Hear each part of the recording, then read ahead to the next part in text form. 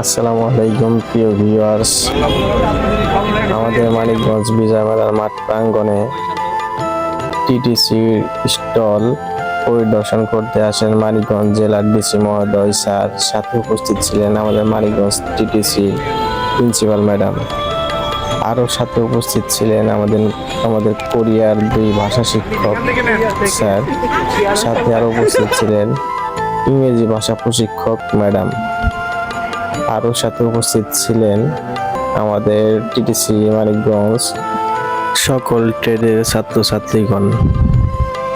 Manikganj TTC stall পরিদর্শনের পাশাপাশি আরও অন্যান্য স্টলগুলো মানিকগঞ্জ জেলার ডিসি মহোদয় স্যার পরিদর্শন করেন।